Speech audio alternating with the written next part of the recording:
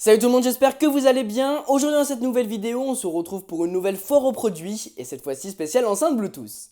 Allez, c'est parti.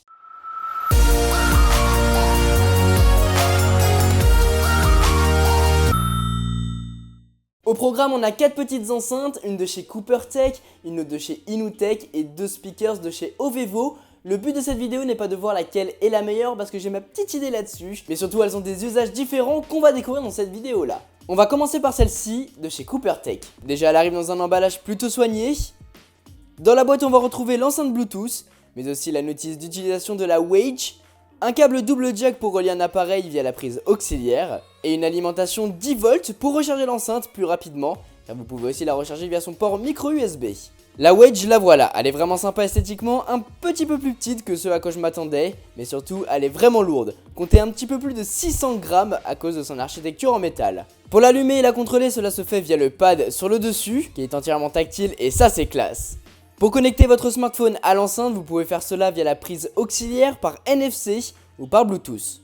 Pour ce qui est de sa qualité sonore, eh bien elle est bonne, mais par contre il y a trop de basses et pas assez de médium, et je pense que c'est à cause de son DSP, son réducteur de bruit, du coup on dirait que le son est un petit peu enfermé, et quand on augmente le son, les aigus montent aussi, et ça peut devenir un petit peu strident, dépendamment de la musique que vous écoutez, parce que par exemple, avec de l'électro la qualité est bien meilleure. Mis à part cela, elle a une batterie de 2200 mAh et la durée de vie dépendra de combien de temps vous l'utilisez, si vous mettez tout le temps le son à fond ou non, mais pour ma part en l'écoutant environ 1 heure par jour, elle a tenu pas loin d'une semaine. En gros cette enceinte sera parfaite pour vous si vous aimez beaucoup tout ce qui est électro, trap, rap aussi, et si vous aimez son look bien racé qui fait très sympa sur le bureau. Passons maintenant à l'enceinte d'Inutech. Elle a une boîte vraiment petite pour le coup, à l'intérieur vous allez retrouver un guide manuel, un câble USB vers micro USB ou vers jack 3,5 mm. On a aussi une dragonne pour agripper l'enceinte dans sa main. Et finalement voilà l'enceinte. Elle a un style qui fait un petit peu armé et je trouve que c'est vraiment pas mal, mais par contre elle est en plastique. L'avantage de celle-ci c'est qu'elle est toute petite, vraiment très légère, donc transportable sans souci, mais surtout elle est résistante à l'eau. Et du coup elle est parfaite pour vos sorties autour du lac, dans la mer et dans la piscine. Les boutons eux sont sur tout le tour de l'enceinte, mais ils sont pas faciles, il faut bien appuyer dessus. À ce niveau là on va même pouvoir mettre une carte micro SD, ce qui est vraiment cool comme ça, même pas besoin de son smartphone.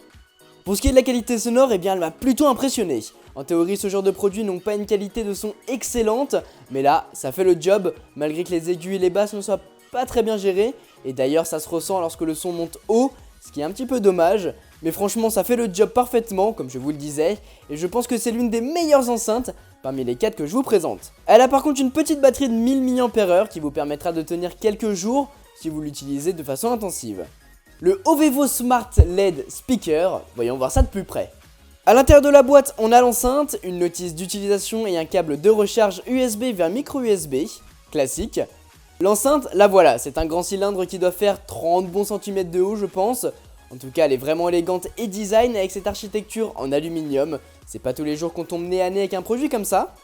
Les touches de contrôle elles sont en dessous, c'est d'ailleurs ici que vous allez pouvoir allumer l'enceinte ou régler la couleur de la LED qui se trouve sur le dessus.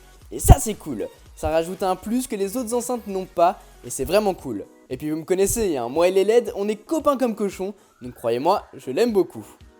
La qualité de son est correcte dans l'ensemble, la Z3 c'est son nom, elle a une bonne puissance mais manque de basse. C'est le problème des petites enceintes comme ça en général vu qu'elles n'ont pas d'ampli, et bah forcément le son a du mal à avoir du corps et de la profondeur. Finalement la dernière enceinte que je vais vous présenter c'est la Z1, la petite sœur de la Z3.